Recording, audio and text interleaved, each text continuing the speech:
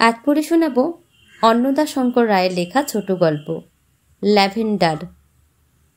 সন্ধ্যাবেলা বেশ আনন্দে কাটল। ভদ্রলোক স্বয়ং ইংরাজি গান গেয়ে শোনালেন। হাসির গান, কিন্তু নিছক হাসির নয়, ফল্গুধারার মতো প্রচ্ছন্ন ছিল একটা করুণ মধুর সুর। আর তাঁর স্ত্রী শোনালেন সেকালের রবীন্দ্রসঙ্গীত। মায়ার খেলা তিনি অভিনয় করেছিলেন প্রথম বয়সে, তারই অবিস্মরণীয় অবশেষ। আর তাঁর দুই কন্যা শোনালেন মীরার ভজন। দিলীপ কুমারের ঠঙ্গে মাতানো গানে উঠো গো ভারত লক্ষ্মী। মনে মনে আমিও তাদের সঙ্গে মিলে গেলুম। দেশবন্দনার রেশ যখন নিঃশেষ হয়ে এলো, তখন আমি ধীরে ধীরে বিদায় নিতে উঠলুম। এসেছিলাম ওদের ওখানে কল করতে। তারপরে তারা চারজনে মিলে গাইলেন অতুল প্রসাদের গান, পরিচয় দিতে ও নিতে। ভদ্রলোক ওখানকার কলেজের প্রিন্সিপাল, আর আমি ভ্রাম্যমাণ ভ্যাকেশন জজ। সে কি, আপনি খেয়ে যাবেন না? বললেন ভদ্রমহিলা। আপনার জন্য সমস্ত তৈরি। আশ্চর্য হয়ে বললুম, কিন্তু ওদিকে সার্কিট হাউসে। আমি আগে থাকতে বারণ করে পাঠিয়েছি। শুধু তাই নয়, ইতিমধ্যে তিনি আমার হাঁড়ির খবর বার করেছিলেন। আমি যে নিরামিষ খাই তাও তার অজানা নয়। আমার কোনো অজুহাত খাটল না, বসতেই হলো আবার। খাবার টেবিলে দেখলুম ভদ্রলোক খোশ গল্পে রাজা। মন্টগোমরি কি বলেছিলেন চার্চিলকে, চার্চিল কি বলেছিলেন তার উত্তরে, এসব তো শুনতে হলোই। তার উপরে শুনতে হলো স্টালিন কেমন করে হারিয়ে দিয়েছিলেন চার্চিলকে ভোজন প্রতিযোগিতায়। সে ভারী মজার কথা। তার মতো রসিয়ে রসিয়ে বলতে পারবো না তো। গল্পটা মাটি করব, থাক, বলবো না।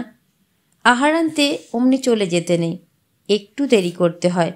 বসবার ঘরের এক প্রান্তে বিশাল বুকশেলফ ছিল, সেখানে গিয়ে বইপত্র নাড়াচাড়া করতে লাগলুম।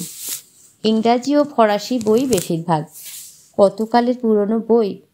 আজকাল সেসব বই দেখাও যায় না।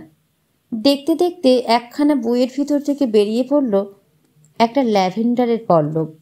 শুকিয়ে মুড়মুড়ে হয়ে গেছে, হাত দিলে গুঁড়িয়ে ধুলো হয়ে যাবে। ভদ্রলোক আমার পাশেই দাঁড়িয়েছিলেন। আমার হাতে ল্যাভেন্ডারের পল্লব পড়তে যাচ্ছে দেখে হাঁ হাঁ করে উঠল। অপ্রস্তুত হয়ে নামিয়ে রাখলুম বইটা। অমনি তিনি ওখানা সরিয়ে রাখলেন এক্কেবারে নাগালের বাইরে একটা টুলের সাহায্যে। হঠাৎ তার এই ব্যবহারে আমি হতভম্ব হয়ে গিয়েছিলাম। তিনি তা বুঝতে পেরেছিলেন, তাই আমার হাত ধরে মাপ চাইলেন। তখন তার দুই চোখের চাউনি যা হলো, তা চিরদিন আমার মনে থাকবে। কি যে করুণ আর কাতর আর তৃষিত। আবেগপূর্ণ কণ্ঠে বললেন, আপনি এখনো যুবক, দীর্ঘ জীবন পড়ে আছে আপনার সামনে, আর আমি বিগত যৌবন। আমার জীবনও তো শেষ হয়ে এলো। কেন ও কথা বললেন ভাবছি। তিনি বলতে লাগলেন, আমার জীবনে যা গেছে তার ফিরে আসবে না। ওই যে ল্যাভেন্ডার, ও যদি ধুলো হয়ে ধুলোর সঙ্গে মিশে যায়, তাহলে এ জীবনে ল্যাভেন্ডার উপহার পাব না। এবার মার্জনা চাইবার পালা আমার।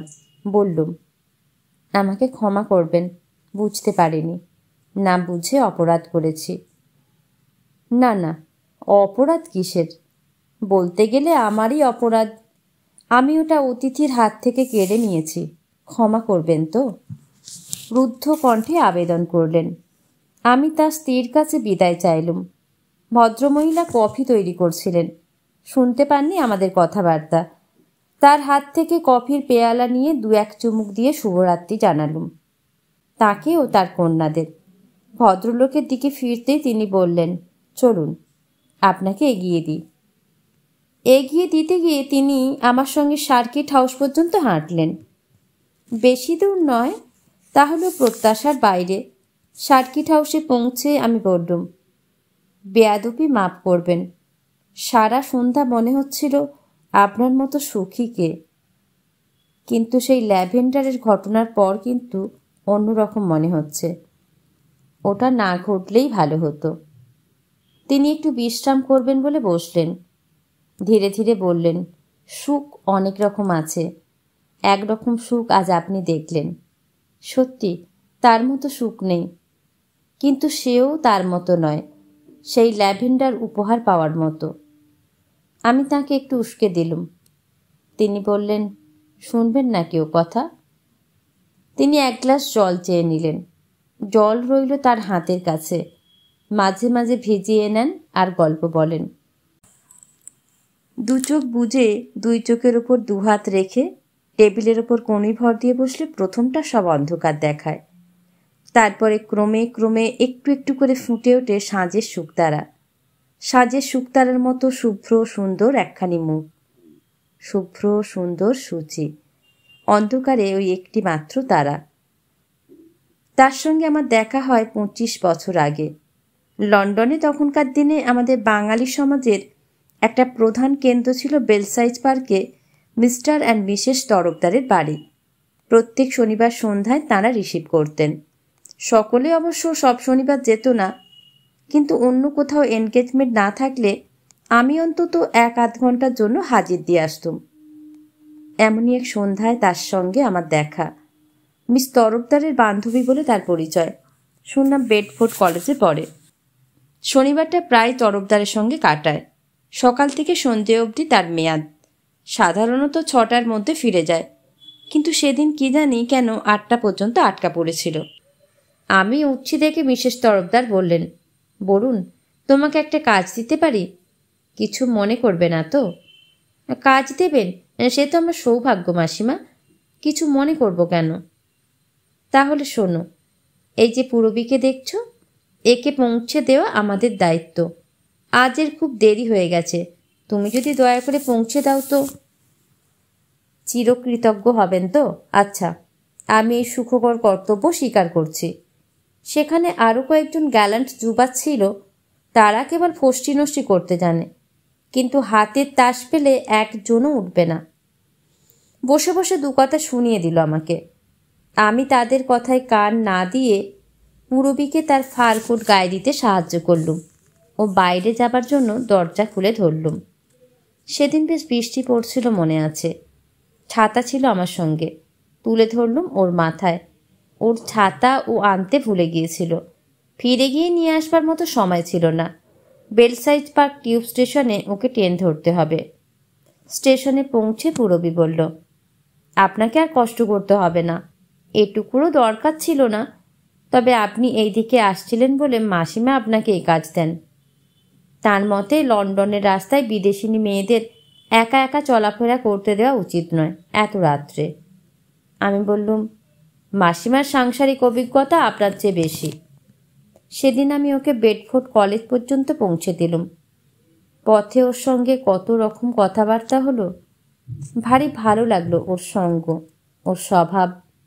আমার ধারণা ছিল আমাদের দেশে সুন্দর মেয়েদের অল্প বয়সে বিয়ে হয়ে যায়। বিয়ে যাদের হয় না তারাই কেবল বেশি লেখাপড়া করে, ও তাদের কেউ কেউ বিলেত পর্যন্ত আসে। কিন্তু পূরবীকে দেখে আমার সে ধারণা বদলে গেল। সে ডানা কাটা পরি না হলেও তার রূপ দুদণ্ড চেয়ে দেখবার মতো।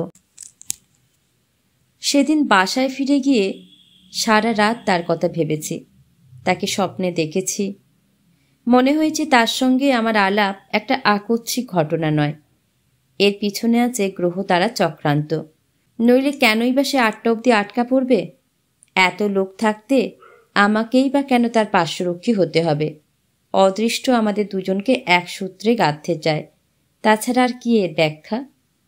পরের শনিবারের জন্য উৎকণ্ঠিত হয়ে কেমন করে যে 7টা দিন পার করে দিলুম তার হিসেব নেই। একটু সকাল সকাল গিয়ে দেখি যাবার জন্য পূরবী তৈরি হয়ে বসে আছে। মাসিমা বললেন, বরুণ, তোমার কথাই হচ্ছিল, কিন্তু আজ আর তোমাকে কষ্ট দেব না। তুমি অনেক দূর থেকে এসেছো, একটু বিশ্রাম করো, একটু কিছু খাও। জিতেন সঙ্গে যাক পূরবীর। না মাসিমা, কাউকে যেতে হবে না আমার সঙ্গে, এই তো সবে 6টা বাজলো। পূরবী একাই যেতে উদ্যত। এক খাবলা চিড়ে বাদাম মুখে পুরে এক রাশ চকোলেট পকেটে ভরে হাউমাউ করে আমি বললুম, আমার খাওয়া হয়েছে মাসিমা, আমি যাচ্ছি এর সঙ্গে। জিতেন তো আমার দশা দেখে হেসে ফেলল। রুমাল দিয়ে আমার হাত দুটো বেঁধে বলল, চলো, তোমাকে পুলিশে দিয়ে আসি বমাল সমেত। মাসিমা বললেন, বমাল মানে কি? চকলেট না? পূরবীর দিকে ইঙ্গিত করলেন। কয়েক শনিবার পরে পূরবীর সঙ্গে আমার সম্পর্ক আর 5 জনে মেনে নিল পুরবী আমার গার্ল, আমাদের বিয়ে হবে একদিন না একদিন। উৎসাহ এলো মাসিমার কাছ থেকে, কিন্তু পুরবী এ বিষয়ে নীরব। সে কিন্তু আমার সঙ্গেই মেশে সবচেয়ে বেশি, আমার সঙ্গে থিয়েটারে যায়, বাসের উপরতলায় বসে শহরে বেরিয়ে আসে, অথচ আমার সঙ্গে এমন একটা দূরত্ব রেখে চলে যে আমি অবাক হয়ে যাই তার ব্যবহার দেখে। আর 5 জনে আমাকে মনে মনে হিংসা করছে, কিন্তু আমি কি তাদের হিংসার যোগ্য?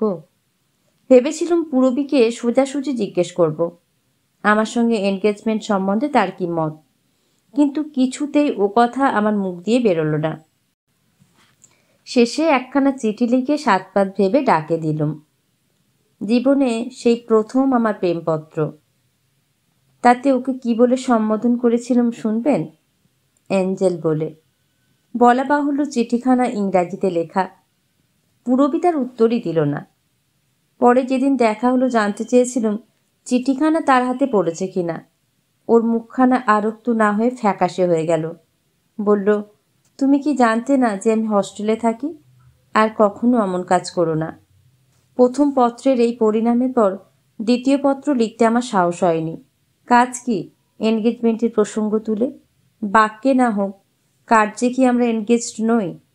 পুরবী আমায় বাক্য দেয়নি, আমিও দিইনি তাকে, কিন্তু আমরা তো পরস্পরের মন বুঝি। তবে আর কি, লোকটা আমি কৃত্রিমতার পক্ষপাতী নই। এনগেজমেন্ট না হয়েই আমরা এনগেজড বলে বন্ধু মহলে গৃহীত হলুম, তবে নিজেদের কাছে ঠিক এনগেজডের অধিকার পেলুম না। চুম্বন করতে গিয়ে অদৃশ্য বাধা বোধ করেছি। এঞ্জেলকে চুম্বন করতে সাহস হয়নি। যদি সে কিছু মনে করে, যদি বলে, আমি কি এতই সুলভ? আমাকে তুমি কি পেয়েছ? আপনাকে খুলে বলতে দোষ নেই, আমাদের ভালোবাসা সম্পূর্ণ প্লেটোনিক। তা বলে কম সত্য বা কম গভীর নয়। তাকে না দেখতে পেলে আমার প্রাণ বেরিয়ে যেত, দেখা হলে প্রাণ ফিরে আসতো। তার চোখে মুখে যা লক্ষ্য করেছি তা আমার সঙ্গ পেয়ে সহস্র আনন্দ। সে আর কারো দিকে ফিরেও তাকাতো না। আমার চোখে চোখ পড়লে তার চোখের তারা জ্বলে উঠত। অনেক সময় ভেবেছি এ কি প্রেম, নাকি এও এক প্রকার বন্ধুতা, কিন্তু পরীক্ষায় ফেলে দেখেছি প্রেমই বটে। একবার বেলসাইড পার্কে যায়নি, সে ছুটে এসেছিল হাইগেটে আমার বাসায় আমার খোঁজ নিতে। তখনকার দিনে মেলামেশা অত অবাধ ছিল না, সেই জন্য আমার বাসায় তার ছুটে আসা বলতে কতখানি ত্যাগ শিকার ও বিপদ বরণ বোঝায় তা একালের ছেলেমেয়ের কল্পনার অতীত। আমার ল্যান্ডলেডি তো স্তম্ভিত। পরে আমাকে বলেছিল, মেয়েটি দেখছি মরিয়ার মতো প্রেমে পড়েছে তোমার। আহা, কি মধুর মেয়েটি! ও আমার জন্য একটা স্কার্ফ বুনে উপহার দিয়েছিল, সেটা ল্যান্ডলেডির নজর এড়ায়নি। বুড়ি বলল, এর মতো উপহার তোমার আর কি আছে দেবার? বাজার থেকে কিনে দিতে যে কোনো লোক পারে। বললুম, আমি তো বুনতে জানি নে, আঁকতেও জানি নে ছাই, আমি আর কি দিতে পারি? বুড়ি বলল, তুমি তো বেশ রাঁধতে পারো দেখি, রেঁধে খাও না একদিন কেন ওকে। চমৎকার আইডিয়া। পরের শনিবার নিমন্ত্রণ করলুম পুরবীকে। সে খুশি হয়ে এলো। এখন থেকে প্রায় শনিবার ও নিমন্ত্রণ মধ্যাহ্নভোজনের, তারপর মাসিমার ওখানে। রান্নাটা অবশ্য একতরফা নয়, সেও যোগ দিত। কি যে আনন্দ পেয়েছি সেই কয়েক মাস। যতই ওর সঙ্গে মিশতে পাই ততই বুঝতে পারি ওর সঙ্গে যদি বিয়ে হয় তবে সারা জীবনটা কেটে যাবে কয়েকটা মাসের মতো। পুরবী কিন্তু বিয়ের কথা ভুলেও মুখে আনে না, কথা উঠলে এড়িয়ে যায়। আমি যদি বলি আমাদের দুজনের এই আনন্দকে জীবনব্যাপী করতে হলে বিয়ে না করে উপায় কি, সে বলে, আচ্ছা বিয়ে পাগলা বুড়ো যা হোক। কিছুদিন পরীক্ষা নিয়ে মহাব্যস্ত ছিলুম, দেখা হয়নি। পরীক্ষার পরে তরফদার মাসিমা বললেন, এবার তো দেশে ফেরার সময় হয়ে এলো তোমার, তার আগে একটু ঘোরাঘুরি করবে না? আমিও সেই কথা ভাবছিলুম। কন্টিনেন্ট ঘুরতে চাই, কিন্তু পুরবী কি যেতে রাজি হবে? সে না গেলে আমি কি করে যাই? তার কাছাকাছি থাকতে হবে যে। পুরবীর পড়া আর 1 বছর বাকি, সে আপাতত দেশে ফিরছে না, একা ফিরতে হবে আমাকেই। সেই জন্যেই এই 2টি মাস তার কাছাকাছি থাকা এত জরুরি। কন্টিনেন্টে বেড়ানো অবশ্য আমার অনেক দিনের শখ, কিন্তু দুটোর মধ্যে যদি একটাকে বেছে নিতে হয় তবে পুরবীর কাছাকাছি থাকাটা বেশি জরুরি। পুরবীর কানে এ কথা গেল। সে বলল, বুড়ো, এ তোমার নতুন এক পাগলামি। আবার কবে এদেশে আসবে হয়তো এ জীবনে নয়, এ সুযোগ হাতছাড়া করলে পস্তাবে। যাও, কন্টিনেন্ট দেখে নাও। ভয়ে ভয়ে বললুম, তুমি যাও তো আমি যাই। সে হাসল। পড়নি রবি ঠাকুর কি লিখেছেন? পতির পুণ্যে সতীর পুণ্য, নহিলে খরচ বাড়ে। পড়েছি। সত্যি, গুরুদেব যদি আর কিছু না লিখে শুধু ওই একটি পংক্তি লিখে থাকতেন তাহলেও তাকে নোবেল প্রাইজ দেওয়া উচিত হতো। ওই একটি উক্তির দামই $1,00,000। আমার পকেট তখন গড়ের মাঠ। ধার কর্জ করে কোনো মতে একজনের কন্টিনেন্ট বেড়ানো চলে, দুজনের জন্য কার কাছে হাত পাতি। ও যে আমাকে পতি বলে স্বীকার করে নিল, এর জন্য আমার আনন্দের সীমা রইল না। ও দৃষ্টির সঙ্গে দৃষ্টি মিলিয়ে দেখলুম আনন্দটা পারস্পরিক। বললুম, পতির পুণ্যে কাজ নেই, আমি যাব না। শেষ 2 মাস সতীর কাছাকাছি কাটাবো। তার দৃষ্টির দীপ থরথর করে কাঁপল। সে বলল, আমি যাচ্ছি মেরিয়নের সঙ্গে পাড়াগাঁয়ে থাকতে, তার অতিথি হয়ে। তুমি থাকবে কোথায়? তাই তো, আমি থাকবো কোথায়? আর থাকতে ভালো লাগবে কেন পাড়াগাঁয়ে পাক্কা 2 মাস? ও মেয়েরাই পারে, আমরা পুরুষ, আমরা সুদূরের পিয়াসী। চললুম কন্টিনেন্ট বেড়াতে। একা একা ভালো লাগে না, দল জুটিয়ে নিলুম। হৈ হৈ করে আমরা কয়েকজন যুবক আজ এখানে যাই, কাল ওখানে যাই। খরচ বাঁচানোর জন্য ট্রেনে রাত কাটাই, কিংবা সরাইখানায়, কখনো কখনো হসপিসে। এই জন্যেই বলে পথে নারী বিবর্জিতা। পূরবীকে সঙ্গে আনলে অর্ধেক ফুর্তি বাদ পড়ত, জীবনটা সেই পরিমাপে নিরস হতো। সে ছিল বটে একটা বয়স, সেসব দিন আর ফিরবে না। ফ্রান্স থেকে জার্মানি, জার্মানি থেকে অস্ট্রিয়া, অস্ট্রিয়া থেকে সুইজারল্যান্ড, সুইজারল্যান্ড থেকে ইতালি, ইতালি থেকে আবার ফ্রান্স ও ইংল্যান্ড। পূরবীর জন্যেই ইংল্যান্ডে ফেরা, নইলে কোনো দরকার ছিল না। বিদায় নিতে গেলুম ইস্টবোর্নে। সেখানে সে তরফদারদের অতিথি। আমাকে দেখে তার দৃষ্টি প্রদীপ উজ্জ্বল হলো। বলল, খুব উপভোগ করলে? সত্যি খুব উপভোগ করেছিলুম, কিন্তু সত্য গোপন করাই বোধহয় সুবুদ্ধি। বললুম, কই আর উপভোগ করলুম, তুমি ছিলে না। সে হেসে বলল, কথাটা পতির মতোই হলো, আদর্শ পতির। ধরা পড়ে গেলুম। সাফাই মুখে জোগালো না। বললুম, তুমি কিন্তু শুকিয়ে গেছো। সে ঈষৎ কুপিত হয়ে বলল, বরুণ থাক, পতিগিরি যথেষ্ট হয়েছে। সমুদ্রের ধারে বসে দুজনে দুজনকে হৃদয় খুলে দিয়েছিলুম সেই একদিন। গোধূলি যেন ফুরোতে চায় না, শরৎ গোধূলি। বললুম, পূরবী, তোমার উপরে নির্ভর করছে আমার জীবনের সুখ সার্থকতা। তুমি যদি আমাকে বিয়ে না করো তাহলে যে আমি বাঁচব না তা নয়, কিন্তু জীবনে আমার সুধা থাকবে না। সুধার বদলে থাকবে সুরা, হইচই, উত্তেজনা, নিজেকে মাতিয়ে রাখা, তোমাকে ভুলে থাকা। যেভাবে এই 2 মাস কাটল। সে অনেকক্ষণ নীরব থাকল। তারপর ক্ষীরস্বরে বলল, তুমি বিয়ে করনি, বিয়ের ভিতর দিয়ে যাওনি, তাই বিয়ে তোমার কাছে একটা সুখ স্বপ্ন। আমার কাছেও একদিন সুখ স্বপ্ন ছিল, এখন কিন্তু দুঃস্বপ্ন। আমি চমকে উঠলুম, এ কি শুনছি? তাহলে কি সে বিবাহিতা? হ্যাঁ, যা ভেবেছ। এতদিন তোমাকে বলিনি, বলার মতো সময় আসেনি। আজ না বললে নয়, আমাকে বিয়ে করতে হয়েছে, বিয়ের ভিতর দিয়ে যেতে হয়েছে। চাও তো সব খুলে বলতে পারি, কিন্তু কি হবে ইল্লত ঘেঁটে? জেনে নাও যে আমার সুখ স্বপ্ন ভেঙে গেছে। যা দেখেছি তার থেকে আমার এই প্রতীতি হয়েছে যে বিয়ের পর মানুষের পতন হয়। 2 বছর পর একদিন হিসেব নিকেশ করে দেখলুম আমি ছোট হয়ে গেছি, আমার স্বামী আমার চেয়েও ছোট। তার কাছ থেকে চির বিদায় নিয়ে চলে এলুম এদেশে। স্ত্রীধন ছিল, পড়াশোনা করছি, পাশ করলে চাকরি পাবো আশা করি। স্বামীকে অনুমতি দিয়ে এসেছি আবার বিয়ে করতে, তিনি করেছেনও। হতবাক হয়ে শুনছিলুম। এ কি সত্য, না আমাকে ভোলাবার জন্য স্তোত বাক্য? সোজা বলতেই পারে আমাকে বিয়ে করতে তার ইচ্ছে নেই, আমি তার অযোগ্য। কিন্তু এসব বানিয়ে বলা কেন? আমার চোখে ধুলো দেওয়া কি অত সহজ? বিয়ে করে থাকলে তোমার নাম হতো মিসেস অমুক, কিন্তু তা তো নয়, মিস চৌধুরী তোমার নাম। সেটা আমার কুমারী অবস্থার নাম। ইউনিভার্সিটির কাগজপত্রে সেই নাম ছিল। এখানে নাম লেখবার সময় কাগজপত্র বদলায়নি। সহপাঠিনীরা জানে আমি মিস চৌধুরী। মনিকা সেই নাম তার বাড়িতে প্রচার করে দিয়েছে, সকলেই সেই নামে ডাকে। সিঁথিতে সিঁদুর দিয়ে তার প্রতিবাদ করিনি। কেনই বা করব? বিয়ে তো আমার চুকে গেছে। আমি তো আর বিবাহিত নই। কান্না আমার বুকে আছাড় খাচ্ছিল। আর একটু হলে চোখের বাঁধ ভেঙে ভাসিয়ে দিয়ে যেত। একরাশ বিদেশির সম্মুখে কান্নায় গলে যাব? আমি কি এতই নরম? মুখের মতো ফ্যালফ্যাল করে তাকিয়ে রইলুম তার মুখে। সে বলতে লাগলো, আমি তোমাকে ঠকাতে চাইনি, ঠকাইনি। তুমি আমাকে ভালোবাসো, আমি তোমাকে ভালোবাসি। আমাদের ভালোবাসা আমাদের উন্নত করেছে। হিসাব নিকাশ করলে দেখবে তুমিও আমি কেউ কাউকে ছোট করিনি, ছোট হইনি। দুজনেরই উচ্চতা বেড়ে গেছে। আমি তা স্বীকার করলুম। কিন্তু আমার আকাশ সুরা কেল্লা যে ধসে গেল। একটা দিনের একটা মুখের কথায় এত বড় পরিকল্পনার সমাপ্তি হবে, এটা কেমন করে মেনে নি? ক্ষোভ আর অভিমান আমাকে বিদ্রোহী করেছিল। তুমি যদি চাও, সে তার রমিও মাখা সুরে বলতে লাগল, তবে আমাদের এখানকার এই সম্বন্ধ চিরদিনের হতে পারে। আমিও বিয়ে করব না, তুমিও বিয়ে করবে না। এই ইংল্যান্ডেই কাজকর্ম খুঁজে নেব দুজনে। এমনি কাছাকাছি থাকব, এমনি ভালোবাসব। এর চেয়ে মধুর সম্বন্ধ আর কি হতে পারে?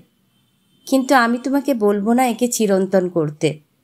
আমি জানি তুমি সুখ স্বপ্ন দেখেছ, আমাকে ঘিরে ততটা নয়, বিয়েকে ঘিরে যতটা। যাও তবে, বিয়ে করো একটি মনের মতো মেয়ে, সুখী হও। আমার অন্তরের প্রার্থনা তুমি সুখী হও। এরপরে আমাদের বিদায়ের পালা। বিদায়ের দিন সে আমাকে একখানি বই উপহার দেয়, কবিতার বই, ক্রিস্টিনা রোজেটির। তাতে গোঁজা ছিল একটি ল্যাভেন্ডারের পল্লব। গল্প শেষ হয়ে গেছে বুঝতে পারিনি। জানতে চাইলুম, তারপরে? তারপরে ভদ্রলোক কি বলবেন খুঁজে পেলেন না। তারপরে আমি সুখী হলুম, সফল হলুম। দেখছেন তো কেমন সুখী পরিবার আমার। চাকরিটাও সুখের চাকরি। দেদার বই কিনি আর পড়ি, গান শুনি, গান করি। ছেলেরা মাঝে মাঝে দিক করে, ধর্মঘটের ভয় দেখায়। আমিও ভয় দেখাই ইস্তফার। আমার দিন তো প্রায় হয়ে এলো। সামনের বছর রিটায়ার করছি। কোথায় বসবো বলতে পারেন? কলকাতায় যা ভিড়। রাত হয়ে যাচ্ছিল। ওদিকে ভদ্রমহিলা নিশ্চয়ই ঘড়ি দেখছেন। শুধু একটি জিজ্ঞাসা ছিল, পূরবী দেবীর কি হলো? বিলেতেই রয়ে গেল। এখনো সেইখানেই আছে। বড়দিনের সময় কার্ড পাঠাই, কার্ড পাই।